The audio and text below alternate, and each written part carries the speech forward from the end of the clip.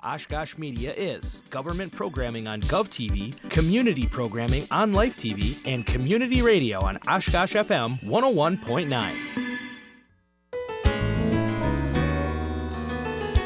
Welcome to the City Manager's Report. The City Manager's Report, a look at city updates and municipal news, and a preview of the next Oshkosh Common Council meeting agenda.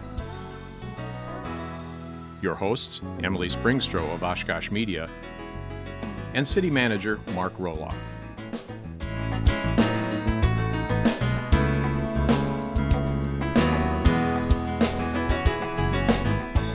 Hello everyone, and thank you for joining us on GovTV for your City Manager's Report, your source for all of the latest and greatest updates right here in Oshkosh, Wisconsin, as well as a preview of the upcoming Common Council meeting agenda.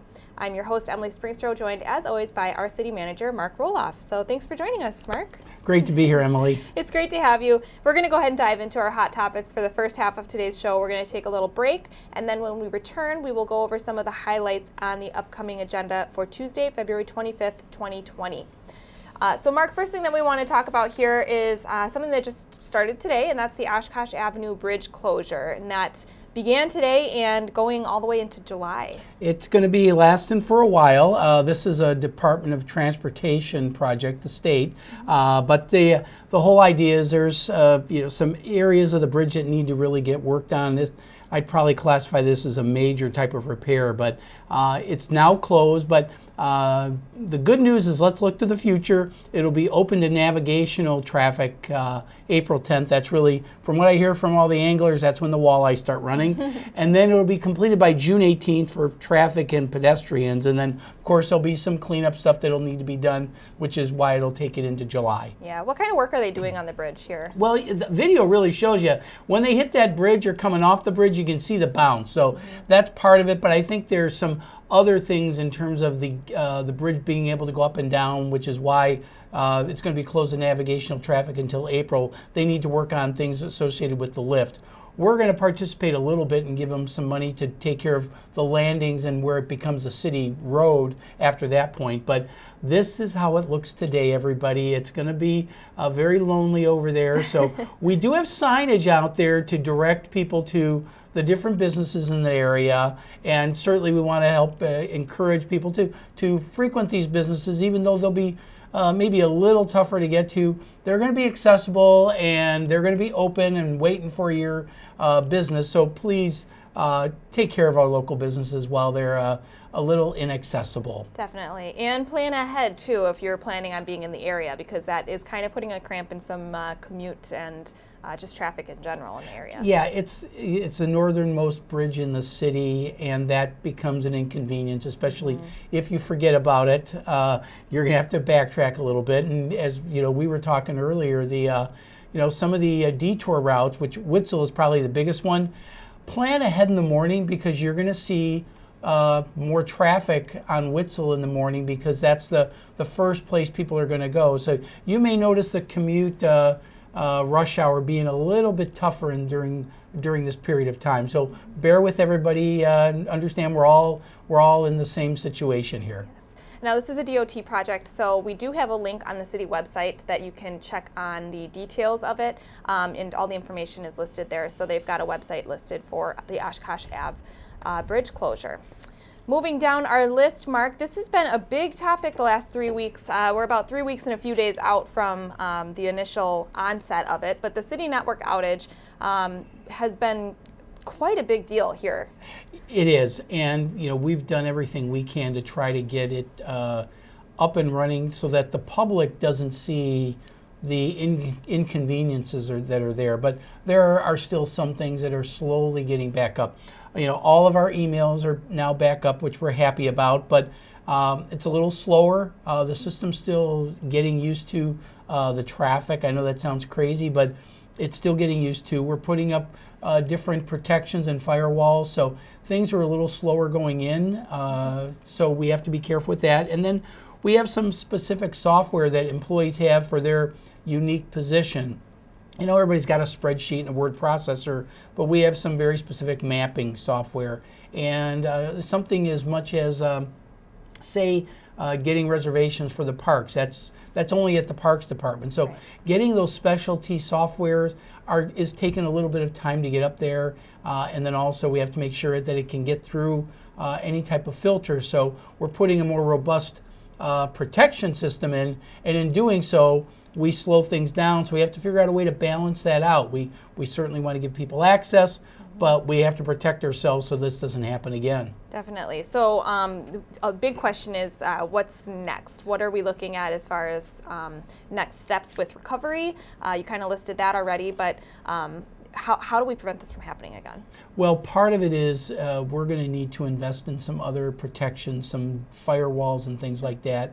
I'm not the techno person, so but we have to protect ourselves so that we can stop this from even getting to employees. And then it will involve eventually training to get employees more aware of what to look for.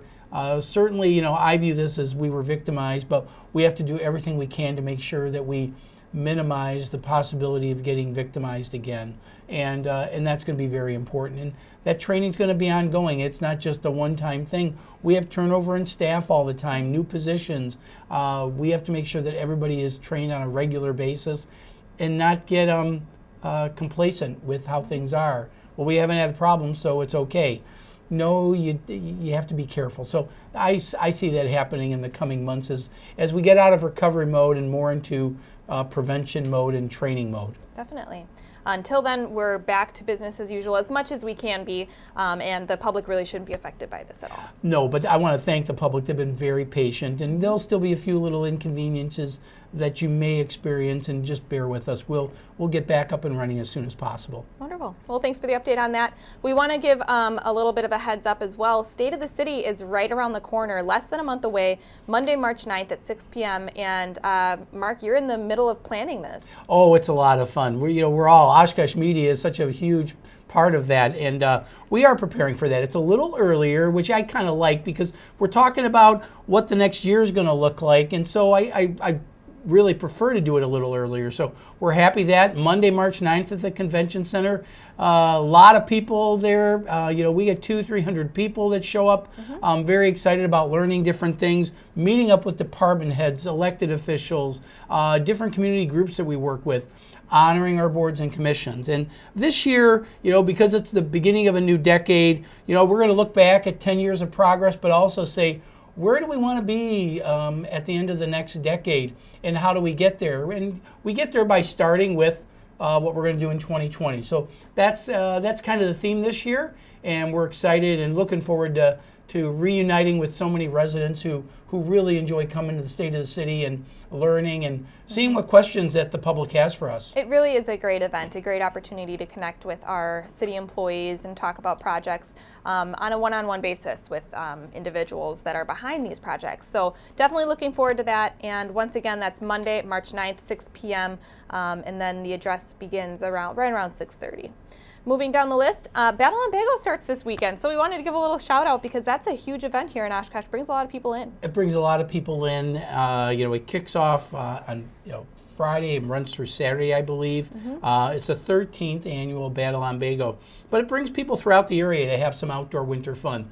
Certainly a lot of fishing, but with the ice being what it is, you're not going to see a lot of trucks out there, but you'll see little ATVs and some smaller vehicles. But there are people out there who just want to have some fun in the winter, and this gives them an opportunity. But if you're not a water-faring person, a lot of things going on right there on land. So you got terra firma beneath you, and enjoy everything we have. It's supposed to be an awesome weekend anyway. So looking forward to seeing everybody out there. Yes, we're very excited and hope that everybody stays safe and has fun out at Battle on Bago this weekend. And then we want to mention also the Oshkosh Public Museum opened their new exhibit this week. It's called Then and Now. It runs through May 24th, and it's a really great exhibition, and it's based around photography. It is. I mean, there are so many of our local photographers that have been collaborating with the museum to get a local photographer's perspective on some reimagined historical photographs from the museum's collection. So this is what it looked like then, this is what it looks like now, and maybe give a little little history of all that in the process. So some great local photographers that you see there. Looking forward to seeing how they've interpreted the past and the present. Right, and the director was telling us a little bit about it earlier this week, and he said they're focusing a little more on people too, which is going to be really interesting. So he used the example of a police officer in the 20s versus today, and so really interesting perspectives. Yeah, you know, it's funny, on the 4th floor of City Hall, right outside the council chambers, we have some photographs of then and now, but they are buildings, and so it's interesting to see some of the buildings that used to be there that may no longer be, or they're just in a new area. But this talks about the people and how the jobs have evolved, like you said, police, but just so many different people and how we've evolved over the past 100, 150 years. So it's going to be very interesting. Plus, you get to see all the other exhibits in the museum. People of the Waters, and some of the old favorites, the grandfather's clock or the apostle clock, just all those fun things to see in the museum. Yeah, it's a great opportunity to check out this really cool exhibit, but like you said, check out the old favorites as well. So once again, that is the new exhibit, Then and Now, open through May 24th. More information on the Oshkosh Public Museum's website or Facebook page. So now it's that time of the show where viewers have the chance to ask their city manager anything they want about things that are happening right here in Oshkosh. So let's go ahead and take a look at Question Mark this week.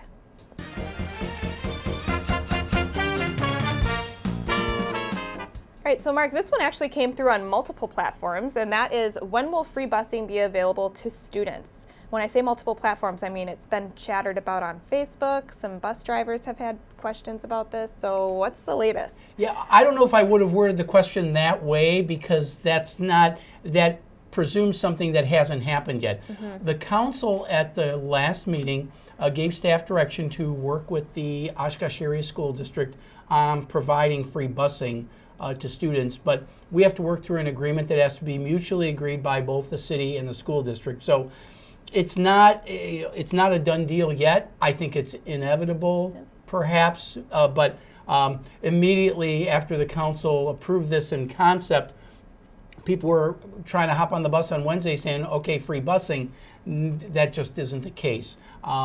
Even conceptually, the way we've talked is that it wouldn't be in effect until probably July 1, and it would be a 2-year program. And it's really to see how well it works, how popular it is, because we're foregoing a lot of revenue to get this done. So how is that all going to work? Is it going to be, are we going to lose more revenue, less revenue? We have to figure all those things out. Staff is forwarding a copy of a draft agreement to the school district, and then they have to look at it and make sure it meets up with what their expectations are. And there may be a little back and forth, because that's generally what happens with these types of things. But the intent is for students to eventually have free busing. The council specified school district students. If that changes, we have to work through that. How we're going to do it. Some people are all ready to. We talked conceptually about how it would be done, and students were ready to flash their IDs. Well, that probably is going to be the system we're going to use, but again, we have to make sure we work through all those things.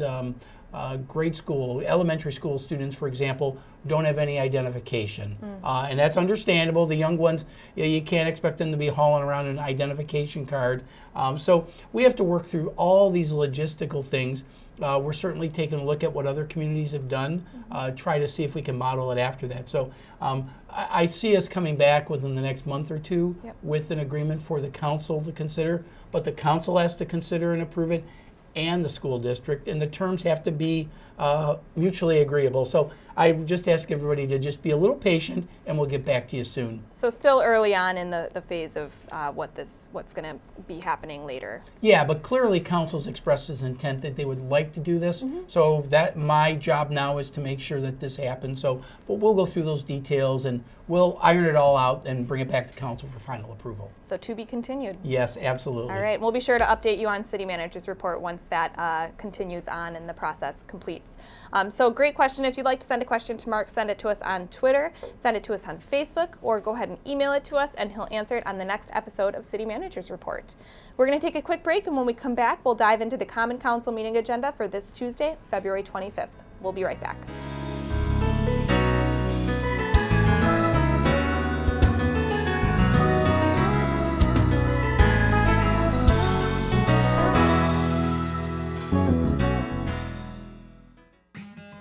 If you lined up all the unused computers in Wisconsin households, they'd go from Milwaukee to Kansas City. But did you know since 2010, we've recycled more than 250 million pounds of electronics in Wisconsin alone? And most of those electronics were processed and recycled right here in Wisconsin. So don't let your old electronics pile up. Give them new life. Use eCycle Wisconsin to find an electronics collection site near you. Hello, I'm City Manager Mark Roloff. The 2020 State of the City event will take place on Monday, March 9th at the Oshkosh Convention Center, and I'd like to invite you to join us. Doors open at 6 p.m. and the address begins at 6:30. Part of the presentation includes honoring community members and groups who help support our city. The night concludes with the City Exhibit Expo, where you can interact with city staff about current projects and opportunities to make Oshkosh a great place to live, work, and visit. Please join us for State of the City at the Oshkosh Convention Center on Monday, March 9th. We hope to see you there.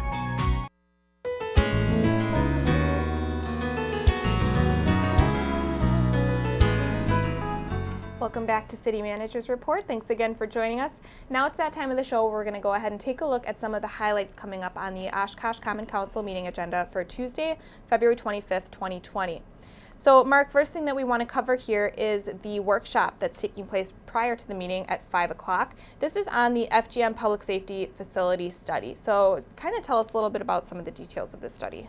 A few years back, the council had asked us to take a look at not just public safety staffing, but public safety facilities. And so the public safety building is really the police department in this case. Mm-hmm. This is a facility that we purchased from Winnebago County about 15 years ago, and it's a pretty old building. We got a good deal on it, and we've made very good use of it, but it really is obsolete for all practical purposes.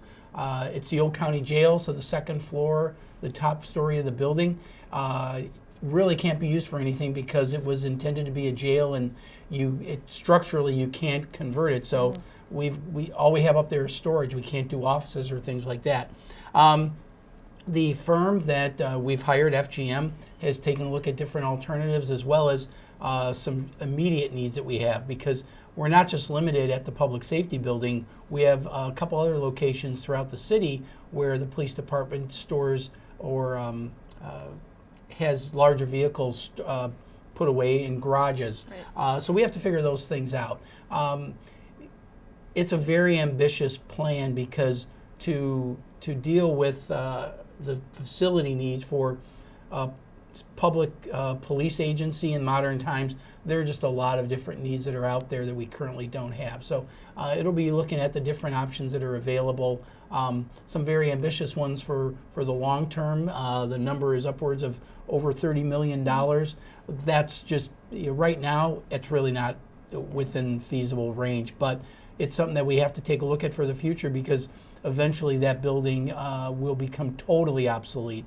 It's functionally obsolete right now, but there are things we can do to get by with it, but we have to take a look at all those considerations. And this isn't the only study like it that's been done so far. We've done a few others for other facilities. Right. The council has really wanted us to take a stronger look at our public facilities, our buildings, because we don't necessarily include those with other infrastructure, but we've done a study on the Parks building, which we're really going to be getting into the design mode fairly soon. The City Hall, we did a study on that, the Public Museum, and then we have yet to do one for the fire department. That's just gotten underway. So those are things that we all have to take a look at, and then we have to prioritize them and fit them in a larger context. So this will be an ongoing discussion for the next few years. Great. Moving down into the agenda, under consent, we've got the corrosion control optimization at the water filtration plant. So this is for Department of Public Works. Tell us a little bit about what exactly this means. A lot of this has to do with what people have heard about, lead pipes and how we prevent lead pipe exposure to our residents. The state has required agencies such as ours to take a look at corrosion control and how we can make sure that that doesn't happen. So literally, we're going to be putting together some tests and studies to determine and pretty much put some samples of our pipes through the test to make sure what can be causing corrosion and how can we prevent it, because we have to demonstrate that we don't have corrosion. So we kind of push them to their limits so they do corrode, and then test and see what happened and what we can do. So we're going to see more about this in the coming years, because corrosion control with all of our water pipes is something that we need to be concerned about, because lead contamination, copper contamination can have health impacts, and we need to avoid that. Everybody heard about what happened in Flint, Michigan. We need to make sure that that never happens here in Oshkosh. Yes, a very important issue, and so we're glad to see that this is getting started, and like you said, probably won't be the last time we see this item come across. Excellent. Moving down, we've got the award bid for the HVAC improvements for the fire department, and this is not a small number, about $250,000. So tell us, what is this along the lines of here? HVAC is heating, ventilation, and air conditioning, and our public safety facilities, again, they're old, and our heating and HVAC units, they're past their useful life. So we need to take a look at these, and we're going to get them all upgraded for our outlying stations and get them going so that we can know that they're going to be at least viable for the coming years. So it's a system that we're doing throughout the city with all of our buildings, making sure that all of our HVAC systems are operating, because you get efficiencies, you save energy when you look at these things, and that's what we need to do. Excellent. Moving down our list here, we've got the approval for a donation of a retired Oshkosh Fire Department ambulance to La Esperanza de Chaclacayo Rotary Club for use in Peru, and I'm very proud of myself that I was able to pronounce that. You did that really well. The local Rotary clubs have partnered with some Rotary clubs in Peru and just try to help them whenever they see the need. We have an ambulance that's getting retired. We could get a couple $1,000s, not a lot for it, but in some of these other countries, these vehicles are considered very valuable, and they will arrange for it to get transported to, in this case, Peru, for use in like a Rotary sister city down there. And this person with the Chaclacayo Rotary Club has some contacts in Oshkosh that he's maintained over the years. So we got connected and said, this is something we can do, and happy to be able to do that to help a community down in Peru. It's really an interesting item on the agenda here, and it's a great way to help out another community. And so we're very excited to see that come through. And it doesn't happen too often. No. I think we did one maybe 5 or 6 years ago with a fire apparatus for a Central American country. So we just try to connect them and do these good things. Very cool. Moving down to consent agenda, we've got the reassigning of a polling site for District 15, and this one is kind of latest and greatest here. So what's going to be happening in District 15 here? Currently, District 15 residents vote at the airport, but there's going to be some remodeling, reconstruction over at the airport, and it's going to be unavailable, and quite frankly, it'd be dangerous for people to vote there. We are able to move that until the districts get redone next year in 2021 after the census is done. So we're going to be moving it over to the Hilton Garden Inn. Our friends at the Hilton Garden Inn were very cooperative in making a place available, and so we're going to be moving it there. So if you currently vote in District 15 at the airport, starting in April through the rest of the year and probably early in 2021, you'll be voting at the Hilton Garden Inn. So there's plenty of parking over there, nice safe facility that you can go to. So we want to get the word out, and you're going to see that, but this only impacts if you live in this green area in District 15. So everywhere else, where you've been voting is okay. We just moved from Webster Stanley over to the library for District 4. So this is just one of those that we just have to do a short-term shift, and then we'll redo everything after the census is done. Yes, and so keep an eye on the City of Oshkosh Facebook pages and website for updates on that, but just a heads up right now for District 15. Moving down our list, we've got new resolutions, approval of the Sawdust District Master Plan, and the Sawdust District's been on our list here plenty of times, Mark, so now we're at the approval stage. We've been talking about this for a couple of years, and we had a public workshop with the council following a public input session. So the master plan itself, we've talked about the conceptual plan ever since we originally talked about Menominee Nations Arena. So this was the initial conceptual visualization, and it got a little more tweaked. We had a group of businesses and residents that helped us tweak it a little more, and part of it included creating sub areas to say, well, there's a lot of different areas associated with the Sawdust District, certainly around Pioneer Island and down by the arena, but there are other areas, and certainly along the river, we've got 3 different areas. So we've got some specific ideas for each and every area, and I encourage people to take a look at the Sawdust District plan to see if you're interested in that. But basically it's South Main and things going on either side of it. Really excited with some of the things, and this is really a 20-year plan, so this is where your kids and your kids' kids are going to see Oshkosh develop, just like we've done along the riverfront on the north side. This is the south side version of the downtown action plan from the year 2000. And I'm really excited and looking forward to getting this vision out there and actually seeing it unfold over the next couple of decades. A lot of work has been done on this plan, and so we're really excited, like you said, to see it start to unfold and to see those things come to fruition, really. So definitely looking forward to that. Moving down the list, we've got the staff analysis. This is under council discussion and direction to city manager.